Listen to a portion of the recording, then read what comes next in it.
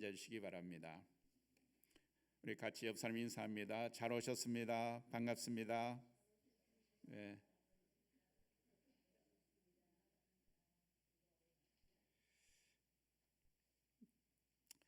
우리가 매주일날 지난 1월 달부터 우리 매주일날 성경이 66권이죠. 66권인데 매주일 한 책을 선정해서 우리가 성경을 쭉 이렇게 말씀을 우리가 설교를 하고 있습니다.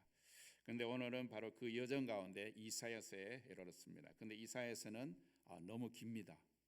이사야서 몇 장이죠? 성경이 몇 권이죠?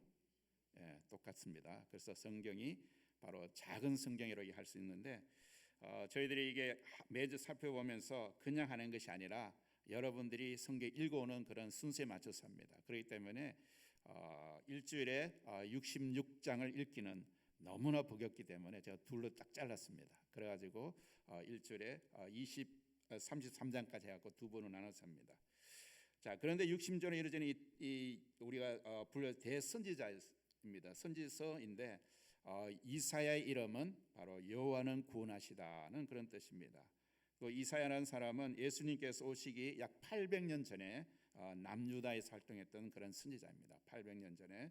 그리고 이사야서는 하나님의 백성인 바로 죄와 심판을 선포하지만 거기서 끝나지 않고 결국은 바로 하나님의 계획대로 구원에 대한 그런 역사를 이야기합니다. 인간의 실패와 절망 가운데서도 하나님께서 준비하신 구원의 길을 보여주는 책이 바로 이사야서입니다. 그래서 이사야서는 구약에서 메시아이신 예수 그리스도를 가장 선명하게 보여주는 것이 바로 우리가 예수님 오시 800년 전에 일어났던 일인데 그곳에서 예수님이 오실 것을 미리 예언하는 가장 선명하게 보여주는 것이 바로 이사야서입니다. 그리고 우리 오늘 이사야서는 전반부의 문을 여는 바로 중요한 장면인 6장을 살펴봅니다. 이 6장이 바로 전반부의 가장 핵심적인 그런 장입니다. 여러분, 그런데 오늘 이 장면에 바로 이 이사야 6장에 있는 그 장면에 들어가기 전에 제가 한 가지 질문을 먼저 하고 싶습니다. 만약 내가 여러분이나 이사야 시대의 유다 백성이었다면, 여러분들이 유다 백성이었다면 여러분들이나 내가 가장 의지하고 싶은 그런 사람은 누구였을까요? 아마도 많은 사람은 그 당시의 왕이었던 바로 우시야 왕을 선택했을 것입니다. 여러분, 우시야라는 사람은 단순한 왕이 아니었습니다. 여러분, 그의 통치 아래 유다는 굉장히 강력해졌습니다. 이스라엘에서 가장 위대한 왕이 누굽니까? 다윗 왕이잖아요. 그 다윗 왕 이후에 이스라엘 가장 강력하게 만들었던 바로 주변국에서 오늘같이 엄청난 그런 군사력이 강화되었고 경제를 발전시켰으며 농업과 국방도 안정되어서 그래서 주변 모든 나라에서 영향력을 미쳤던 그런 시대가 바로 우시야 시대입니다. 오늘로 말하면 미국 같은 그런 시대겠죠. 세계 탑 위에 있어는 그 미국 같이. 그러나 당시 백성들에게 이 우시야는 그래서 단순히 나라를 다스리는 그런 왕이 아니라 어쩌면 백성들에게는 자신의 안정과 변념과 미래를 상징하는 그런 존재였습니다. 여러분, 백성이 좋은 지도자를 만나는 것은 굉장히 축복이죠, 그렇죠? 어떤 지도자를 만나는 자로서 그 백성이 얼만큼 안정을 누리고 번영을 누리는 것은 바로 우리가 오늘 이 시대를 통해서 볼 수 있죠. 그래서 그 당시 우시야 시대의 그런 백성들은 이렇게 생각했습니다. 우시야가 있는 한, 우시야 왕이 있는 한 우리는 안전하다. 그런데 이 우시야 왕을 어쩌면 우상처럼 어쩌면 굉장히 따르는 그런 어떤 사람들이었습니다. 그런데 여러분, 오늘 6장은 어떻게 시작하고 있습니까? 오늘 6장에 보니까 충격적인 한 문장으로 오늘 본문을 열고 있습니다. 어떻게 하죠? 우시야 왕이 죽던 해에 내가 본 적. 여러분, 우시야 왕이 죽었습니다. 어떤 이스라엘 민족이 그렇게 따르고 그렇게 충성하던 우리의 왕이시로서 안정을 희구했던 그런 이스라엘 왕이 죽었어요. 삶이 그렇게 의지하던 왕이 사라졌습니다. 어쩌면 정치적으로 안정이 흔들리고 미래에 대한 불안이 몰려왔습니다. 그런데 바로 그때 이사야는 전혀 다른 것을 보게 됩니다. 주께서 높이 들린 보좌에 앉으셨는데 그 당시 영향력을 미치고 백성들에게 가장 존경받던 정말 강력한 그 왕이었던 우시야 왕이 죽었지만 바로 그런 인간의 왕은 내려왔지만 이사야가 본 또 다른 왕은 바로 참된 왕은 여전히 그 보좌에 있는 것을 이사야가 보고 있다는 것이죠. 그렇다면 하나님의 임재 앞에서 과연 이사야처럼 우리는 무엇을 발견하게 되겠습니까? 그래서 오늘 본문은 하나님의 거하시는 그 보좌에 계신 임재 앞에서 인간이 발견해야 될 세 가지를 우리에게 보여주고 있습니다. 그 첫 번째가 뭡니까? 바로 하나님의 임재는 인간의 한계를 드러낸다는 것이죠.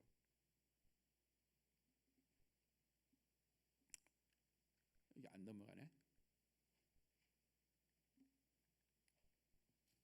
여러분, 이사야서 6장의 첫 번째 메시지는 아주 분명합니다.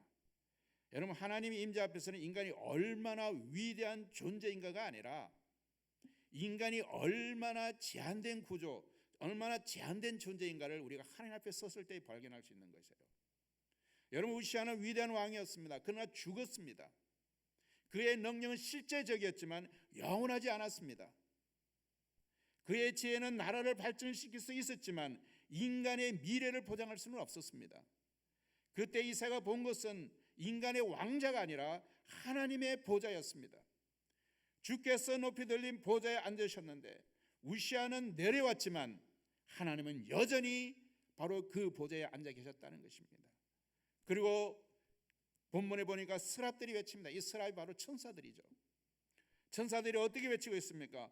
거룩하다, 거룩하다, 거룩하다, 만군의 여호와여.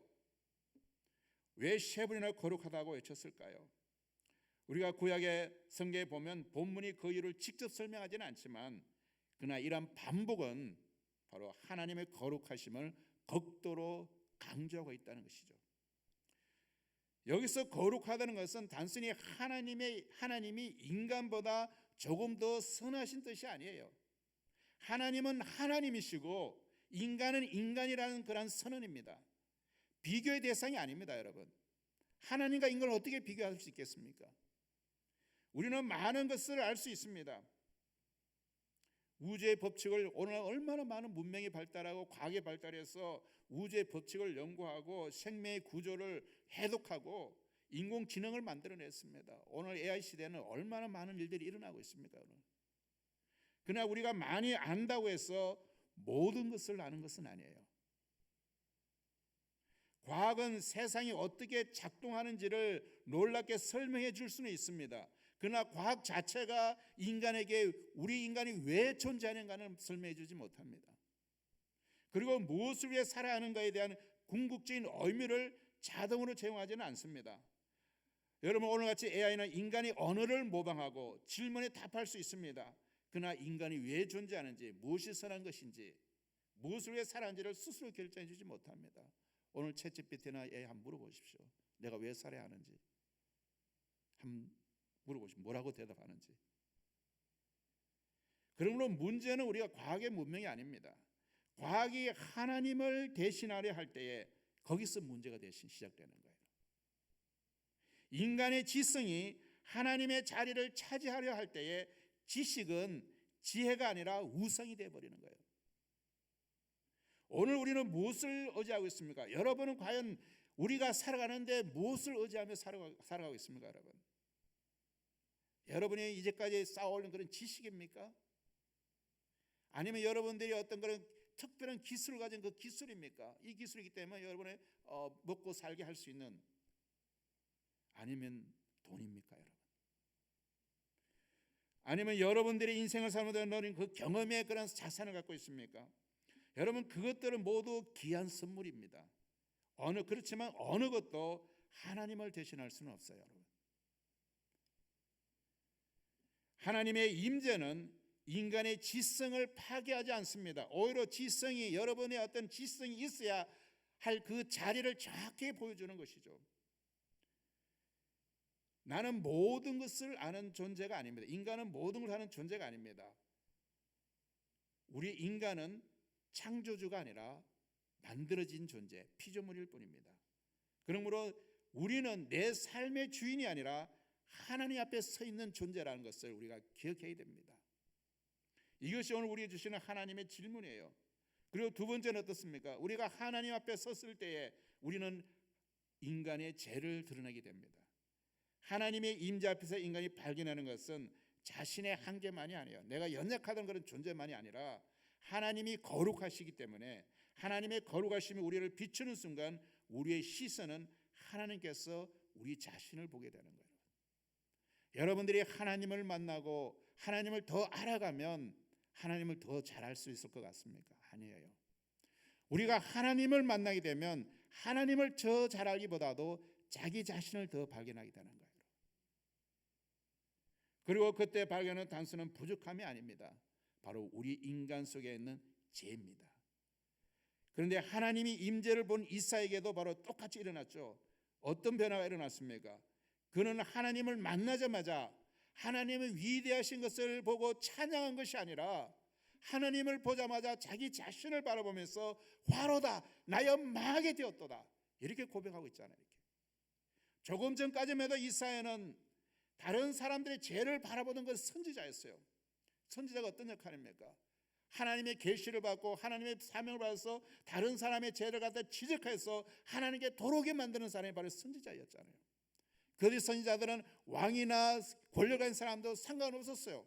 하나님이 보내시기 때문에 왕 앞에 가서도 그 왕에게 죄를 갖다가 바로 철저하게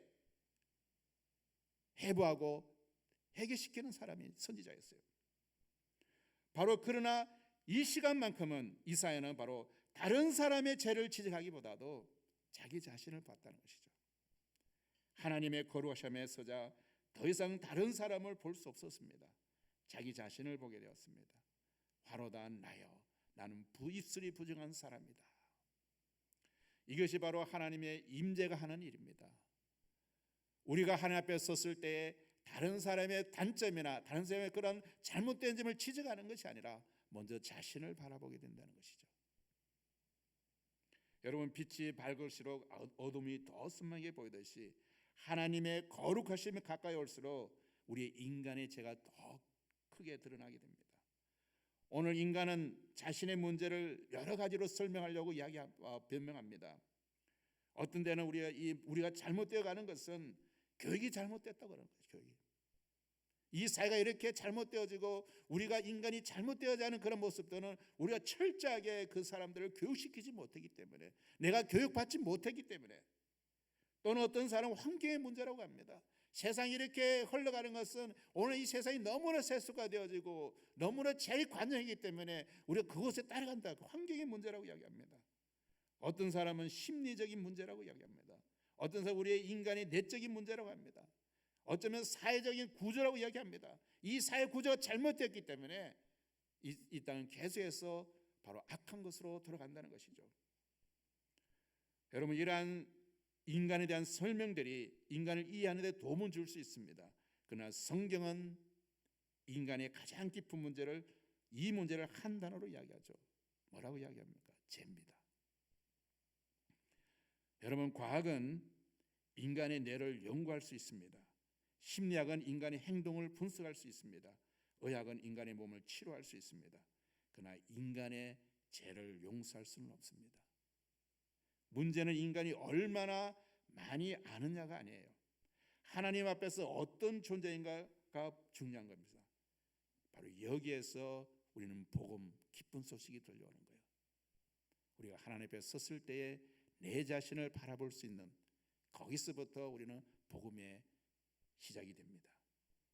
이사야가 자신을 발견했을 때 하나님은 그를 버리지 않으셨습니다. 스랍 천사 하나가 제단의 숯발을 가져다가 그의 입술에 대며 말합니다. 내 악이 자해졌고 내 죄가 사여졌느니라. 이것이 복음입니다.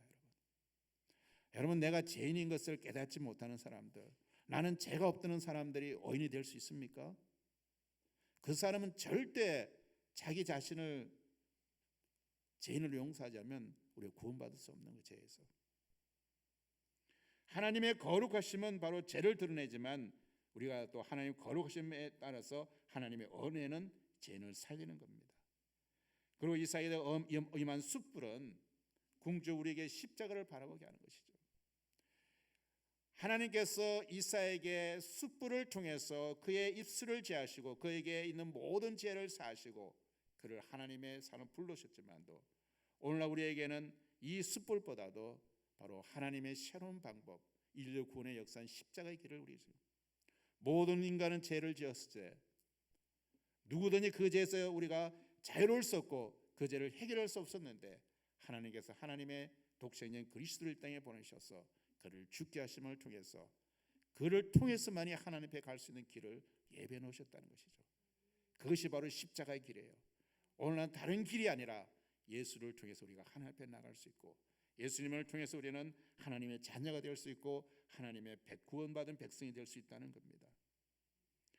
하나님의 임재 앞에서 죄를 발견하는 것은 절망의 끝이 아니라 그래서 바로 은혜의 시작이 되는 것입니다. 내가 누구인가를 알아야만이 내 자신이 변하든지 말든지 할 거 아니에요. 세 번째로 하나님의 임재는 인간의 사명을 드러냅니다. 여러분 이제 정결함을 받은 이사야에서 하나님의 음성이 이렇게 들려집니다. 내가 누구를 보내며 누가 우리를 위하여 갈꼬. 아주 흥미롭습니다. 여러분 하나님은 이사야의 죄를 용서하신 후에 그냥 그대로 눕혀두지 않았습니다. 정결함은 사명을 위한 준비였습니다. 여러분 하나님께서 이 땅에 있는 사람들을 그의 아들 독생자를 땅에 보내서 대신 죽게 하시고 그의 피값으로 여러분들을 사고 여러분을 구원했습니다. 왜 그렇게 하셨을까요? 여러분에게 사명을 주기 위해서입니다. 우리가 구원받고 단순히 그냥 이 땅에 그냥 사는 것이 아니라 의미 있는 삶, 하나님의 나라를 위해서 바로 그런 궁극적인 목적을 위해서 하나님의 영광을 위해서 우리에게 살게 하기 위해서 우리에게 사명을 주신다는 겁니다. 그래서 이사야는 이렇게 대답합니다. 내가 여기 있나이다 나를 보내소서. 여기서 우리 인간 존재의 목적을 우리가 발견해야 되는 겁니다. 인간은 단순히 살아남기 위해 존재하는 것이 아니에요. 여러분들이 왜 살아가고 있습니까? 어떤 목적으로 살아가고 있죠? 여러분이 살아가는 이유가 무엇입니까? 그냥 날이 새고 눈을 떴으니까 그냥 살아고 또 밤이 되니까 잠자고 일어나고 그런 삶입니까? 아니면 더 많이 소유하기 위해서 존재하는 것도 아니죠. 여러분 요즘 어떤 가장 큰 부자들은 이 소유 개념이 없다 그래요. 소유하는 게 싫다. 그래서 오히려 그 사람들은 모든 것을 자기에서 흘러가는 거냐. 그냥 리스해서 쓰고 어떤 사람은 집도 소유하기 싫지. 그 집을 갖다가 그 소유하고 왜 묶어둘 필요가 있냐는 거죠. 한 50억 되는 돈을 갖다가 묶어두면 그 50억을 돌리면서 호텔에 살고 언제든지 떠날 수 있잖아요. 이렇게 뭐 다 서밍해 주죠. 뭐 자동차도 그냥 뭐 싱가서 그냥 쓰다가 똑똑 오고 정말 큰 부자들은 그렇게 한다 그래요. 소유 개념이 없다 그래요. 그냥 흘려버리는 거예요. 자기 것이 없는 것처럼 보여진다는 거예요. 그러면 나중에 세금에도 뭐 상속세도 별로 없고. 우리가 그렇게 더 많은 정보를 얻기 위해 존재하는 것도 아닙니다. 우리가 하나님께 부름받고 하나님께 보냄받은 그런 존재라는 의식을 갖고 살아가는 거예요.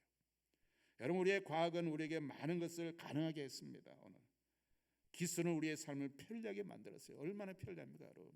여러분들은 옛날에 그 진시황이 누리지 못하는 것을 누리고 있는 거예요. 여러분 옛날에 왕들이 누리지 못하는 것을 여러분은 지금 일상에서 누리고 있잖아요. 옛날에 왕들이 선풍기를 뭐 에어컨 있는 곳에 살았습니까? 자동차를 타고 다녔습니까? 그런 걸 우리가 누리고 다니잖아요. 이렇게. 오늘날 AI는 우리의 능력을 확장하고 있습니다. 그러나 능력이 커졌다고 목적이 생기는 것이 아니에요, 여러분. 제가 얼마 전에 갔다고 어떤 목사님이 자기 아들 차라고 테슬라를 가져왔더라고요. 새로운 한번 태워준다고 한번 타봤어요. 이제까지 저는 그 테슬라가 자율자동차 굉장히 부정적이었거든요. 왜냐하면 내가 운전을 잡고 내가 클러치를 브레이크를 밟아야 되는데 이걸 놓고 간다는 게 불안해요. 내가 어떻게 기계를 믿을 수 있느냐? 갈 부딪히면 어떡할까? 이런 것이기 때문에 내가 굉장히 부정적이었는데 자기도 그랬대요. 처음에 타고도 몇 번을 이게 막 꽉 차고 있었대요. 근데 하이웨이를 한번 타고 나니까 괜찮대요. 자기 가서 알아서 툭 서기도 하고 오히려 사람보다 더 운전 잘한대요. 가다 보니까 갑자기 차가 하나 확 끼어들었어요. 우리 같은 갑자기 급브레이크를 밟았을 텐데 이미 다 알고 나니까 팍 벌어도 서로 쓰는 거예요. 모든 걸 다 알고 있으니까 너무나 편리한 것 같아요. 그래서 야 테슬라 했으면 좋겠다 이런 생각이 들었어요. 옛날에는 야 이거 필요 없다 이런 생각했는데 여러분 자율주행차 그런데 자동차가 스스로 운전할 수 있습니다. 속도를 조절할 수 있어요. 장애물을 피할 수도 있습니다. 뭐 주차하는데 보니까 얼마나 차는 주차를 잘못 거꾸로 백으로 주차하는데 쫙 정확히 주차를 합니다. 또 탁 누르면 주차했더니 자기 앞으로 쑥 와서 서요. 이렇게 체제의 경로를 개선해 줄 수 있습니다. 그러나 이 자율 자동차가 아무리 정교해져도 한 가지 질문이 남습니다. 어디로 갈 것인가? 누가 결정합니까? 목적지를 정해줘야만 갈 수 있습니다. 자율 자동차가 아무 곳에나 가지 않아요. 사용하는 자가 내가 어디로 갈 것인지를 갖다가 터치해주고 셋업해주고 목적지를 정해줘야만이 자율자는 가는 거예요. 이렇게 그런 곳이 가면 그것도 잘못된 것이죠. 여러분, 길을 잘 아는 것과 목적지를 아는 것은 다릅니다. 속도를 내는 것과 올바른 방향으로 가는 것은 다르다는 것이죠. 여러분, 효율적인 그런 삶과 의미 있는 삶은 다릅니다. 오늘 인류는 놀라운 속도로 발전하고 있습니다. 그런데 우리는 질문해야 됩니다. 과연 어디로 가고 있는가? 어디로 가고 있습니까, 여러분? 자동차가 아무리 좋아져도 목적지를 스스로 결정하지는 않습니다. 인간의 능력이 아무리 커져도 나는 무엇을 위해 살아야 하는가라는 질문은 여전히 남게 되는 것이죠. 그리고 그 질문은 하나님께서 우리에게 대답하십니다. 내가 너를 부른다. 이것이 인간이 응답일 하나님의 그런 대답이에요. 그러므로 우리는 하나님의 임재 앞에서 인간의 세 가지를 우리가 발견해야 됩니다. 나의 한계를 먼저 발견해야 돼요. 나는 연약한 존재고 내가 모든 걸 살 수 있는 그런 존재가 아니다. 여러분, 오늘 지식이 얼마나 많이 쌓입니까? 그러나 인간은 알면 알수록 모르는 게 더 많아져요. 그렇지 않습니까? 조금만 원했을 때도 주변에 요만큼 모르게 되는 것이죠. 그러나 우리가 이만큼 하면 모르는 것 더 이만큼 더 몰라지는 거예요. 이렇게 알면 알수록 모르는 것이 인간이에요, 여러분. 그리고 그 사이에서 우리는 나의 자신을 발견하고 하나님 우리 죄를 발견합니다. 여러분, 오늘 인간에게 가장 큰 문제는 그 인간의 문제를 심리적으로 해부하고 계속 들어보면 그 밑바탕에는 인간의 죄가 있습니다. 죄의식이었어요. 그래서 우리는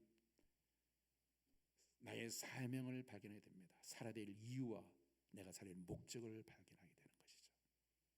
왜 살아야 되는가? 무엇을 위해 살아야 되는가? 여러분, 인간은 자신이 한계를 발견한 사람은 겸손해집니다. 내가 연약하고 내가 할 수 없는 게 참 많구나. 이런 사람은 겸손해질 수밖에 없는 거예요. 그런데 내가 아직까지 모르는 게 없을 정도로 막 이런 사람은 교만해질 수밖에 없죠. 막. 그리고 인간이 죄를 발견한 사람은 은혜를 구합니다. 인간의 죄를 스스로 해결할 수 없기 때문에 하나님께 은혜를 구할 수밖에 없죠. 그리고 그 하나님의 은혜를 경험한 사람은 인간은 내가 무엇을 위해 살아야 되는지를 알게 되고 왜 살아야 되는지 이유를 발견해야 되는 것입니다. 사랑하는 여러분, 이것은 우리가 단지 2700년 전의 이사야 이야기가 아닙니다. 오늘 우리에게도 똑같은 질문이 주어집니다. 우리 시대의 우스야는 무엇입니까? 여러분이 가장 의지하고 있는 것이 무엇이라는 것이죠. 우리는 무엇을 바라보며 이거 있으면 괜찮아, 그렇게 말하고 있는 어떤 것이 있습니까? 여러분의 삼성에서 다른 건 다 없어도 이것만 있으면 괜찮아. 여러분의 통장에 돈이 줄어들 때에 가장 먼저 불안해지는 사람은 무엇을 의지하고 있는 것일까요? 사람의 인정이 사라질 때 견디기 힘든 사람은 무엇을 의지하고 있는 사람입니까? 여러분의 건강에 이상이 생겼을 때 삶 전체가 무너지는 것처럼 느껴진다면 여러분은 무엇을 의지하고 있었던 것입니까? 내가 가진 지식으로 설명할 수 없는 일이 생겼을 때 두려워진다면 여러분들은 무엇을 의지하고 있었습니까? 내가 통제할 수 없는 미래가 다가올 때에 불안한다면 여러분은 누구를 의지하고 있었던 것입니까? 이 질문이 중요한 이유가 있습니다. 우리는 평소에는 무엇을 의지하고 있는지를 잘 모릅니다. 그것이 내 곁에 있기 때문입니다. 돈이 있으니까 안심하고, 건강하니까 감사하고, 가족이 있으니까 든든하고, 내가 가진 능력이 있으니까 자신감이 갔습니다.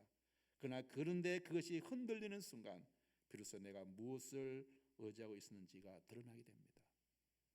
우시아가 죽었을 때에 유다 백성도 그랬습니다. 그들은 우시아를 그들의 우상옥처럼 그들의 희망과 소망으로 삼았어요. 이스라엘 우시아가 있었기 때문에 나라가 평안해졌고 주변과 강대해졌고 평안하게 잘 살았기 때문에. 그런데 그 우시아 왕은 또 죽었습니다. 그 우시아 왕이 죽자 그들은 알게 되었습니다. 우리가 믿고 있던 것이 영원하지 않구나. 우리가 믿고 우시아가 그 왕이 죽는 것처럼 우리가 의지하는 것도 결국 영원하지 않다는 것이죠. 오늘 본문이 우리에게 묻는 것도 바로 이것입니다. 내가 의지하는 것이 영원한가? 여러분이 붙들고 있는 것이 영원한가? 내가 소유하고 있는 것뿐만 아니라 해 아래에 있는 어떤 것도 이 세상은 영원하지 않습니다. 우시아가 죽은 것처럼 우리가 의지하는 것도 언젠가는 우리를 떠나게 된다는 것이죠. 그렇다면 그 떠난 자리에 무엇이 남고 있을까요? 무엇이 남아 있습니까? 인간의 왕은 내려왔지만 참된 왕은 여전히 보좌에 앉아 있는 것을 이사야는 보고 있습니다. 그렇다면 질문은 이것입니다. 인간이 아무리 많은 것을 알아내고 아무리 위대한 지식을 쌓는데도 인간이 왕이 될 수 없고 인간이 신이 될 수 없습니다. 인간의 지식이 창조주의 자리를 대신할 수 없습니다. 여러분, 이 질문을 아주 흥미롭게 보여주는 한 사람이 있습니다. 여러분, 프란시스 콜린스라는 사람입니다. 여러분, 이 사람은 인간 유전체 연구를 이끈 세계적인 유전학자입니다. 인간의 DNA에 담긴 약 35개의 유전 정보를 읽어가는 역사적인 작업을 이끌었던 거예요. 그동안 우리 인간의 그런 유전자 정보를 알지 못했는데 이 사람을 통해서 인간의 유전자적인 그런 것들을 발견하게 된 것이죠. 그는 인간이 자기 몸 안에 있는 엄청난 정보를, 이 유전자 인간 정보잖아요. 정보를 읽기 시작하는 그런 역사적인 순간을 경험한 사람이 바로 이 프린세스 콜린스라는 사람입니다. 그런데 여러분, 인간의 지식이 깊어질수록 자신의 알고 있는 것보다 알지 못하는 것이 훨씬 많다는 것을 바로 이 사람은 깨닫게 된 것이죠. 그리고 그 사람은 옛날에는 하나님을 알지 못했지만 바로 그가 인간의 유전자 정보를 이걸 하면서 과학적으로 들어갈수록 결국 하나님을 인정할 수밖에 없었다는 것이죠. 여러분, 천문학자인 칼 세이라는 사람이 있습니다. 그 책이 아주 오래된 책인데 코스모스라는 책을 썼습니다. 그 사람이. 여러분, 우리가 사는 이 지구를 아주 광대 우주 속에 아주 작은 점과 같은 존재라고 이야기합니다. 그런데 그 점과 같은 존재 속에서 사람들은 서로 싸우고 미워하고 울며 웃으며 사랑하며 살아가고 있습니다. 여러분, 광대한 우주에 비하면 먼지와 같은 존재인 인간이 이 광대한 우주를 생각할 수 있고 그 놈이신 하나님을 인식하고 심지어 그 안에 믿고 관계할 수 있다는 것이 얼마나 놀라운 사실입니까? 이것이 바로 인간의 위대함을 말하는 것이 아닙니다. 오히려 그렇게 작은 인간에게 하나님을 알 수 있는 은혜가 주어졌다는 것이 얼마나 놀라운 것입니까, 여러분? 우리가 어떻게 하나님을 인식할 수 있습니까? 우리는 유한한 존재입니다. 어떻게 무한하신 하나님을 알 수 있을까요, 여러분? 세상에 많은 사람들은 하나님을 찾아가는 종교들이 많아요. 내가 열심히 수행하고 열심히 돌을 닦으면 내가 신을 만날 수 있을 것이라는 도덕 사람들이었어요. 저는 그 사람들은 정말 진정한 신이 아니에요, 여러분. 우리가 이성적으로 찾아갈 수 있는 사람이 어떻게 우리의 신이 될 수 있습니까? 하나님은 초월에 계신 분이에요. 인간이 도저히 찾아갈 수 없는 그런 영역에 계신 분이에요. 우리가 인간이 스스로 자기들의 노력과 자기들의 지식과 자기들의 이성으로 노력 발견할 수 있는 신은 진정한 신이 아닙니다. 우리 하나님은 초월에 계신 분이에요. 그렇기 때문에 우리가 결코 찾아갈 수 없기 때문에 하나님께서 우리를 찾아오시는 거예요. 우리가 찾아가시는 게 아니에요. 그래서 우리는 바로 은혜를 이야기합니다. 그래서 기독교는 은혜의 종교입니다. 내가 찾아갈 수 있는 게 아니라 하나님이 찾아오시기 때문에 계시의 종교라고 그러죠. 하나님이 자신을 열어 보인다. 그렇기 때문에 그 세계를 창조한 하나님 위대하신 우리가 서게 될 때 이사야가 발견한 것은 자신이 얼마나 많이 알고 있는가가 아니었습니다. 자신이 누구 앞에 서 있는가였습니다. 내가 본즉 주께서 높이 들린 보좌에 앉으셨는데 인간의 왕은 내려왔지만 참된 왕은 여전히 보좌에 앉아 계십니다. 그리고 이사야는 그 순간 광대한 창조 세계보다 더 크신 하나님, 이 우주를 만드신 하나님보다 더 크신 그 하나님을 앞에 서 있는 자신을 발견하게 되는 것이죠.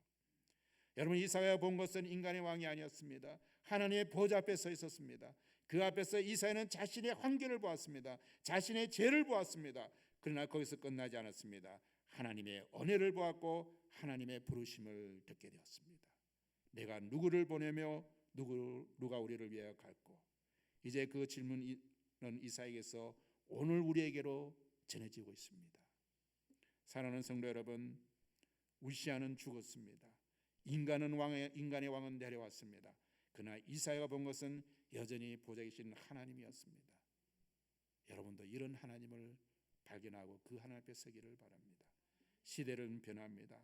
과학은 발전합니다. 이 아이는 더 많은 것을 알게 될 것입니다. 그러나 우리에게는 변하지 않는 한 가지가 있습니다. 우리는 여전히 하나님 앞에 서 있는 존재입니다.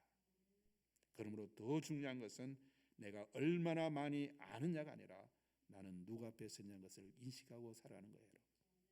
하나님 앞에서 살아가는 여러분의 모습을 보시기 바랍니다.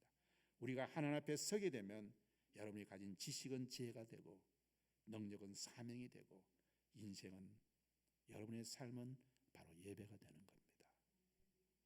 예배는 꼭 교회 성전에 사서 예배드리는 게 아니라 우리의 일상에서 하나님을 경배하는, 하나님을 인정하고 사는 그것이 바로 하나님의 예배예요. 그리고 그 자리에서 하나님은 우리에게 물으십니다. 내가 누구를 보내며 누가 우리를 위하여 갈고. 오늘 우리의 대답은 무엇입니까? 여러분 모두가 내가 여기 있나이다, 나를 보내소서, 이런 대답이 우리에게 고백되어지기를 원합니다. 사랑하는 여러분, 왕은 바뀌어도 보좌는 흔들리지 않습니다. 시대는 변해도 하나님은 변하지 않습니다. 그러므로 오늘도 우리가 하나님의 보좌를 바라보시기 바랍니다. 그리고 하나님 앞에 서는 그런 존재로서 살아가기 바랍니다. 하나님을 만나고 정결하게 되어 구원받은 사람은 반드시 사명의 자리로 나아가게 됩니다.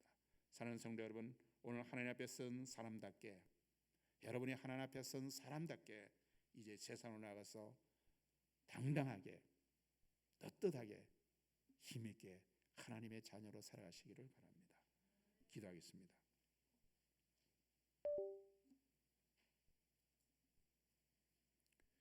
거룩하신 아버지 하나님, 우리의 지성과 능력을 의지했던 우리의 모습을 이제 내려놓고 오늘도 하나님의 보좌를 바라보게 하여 주옵소서.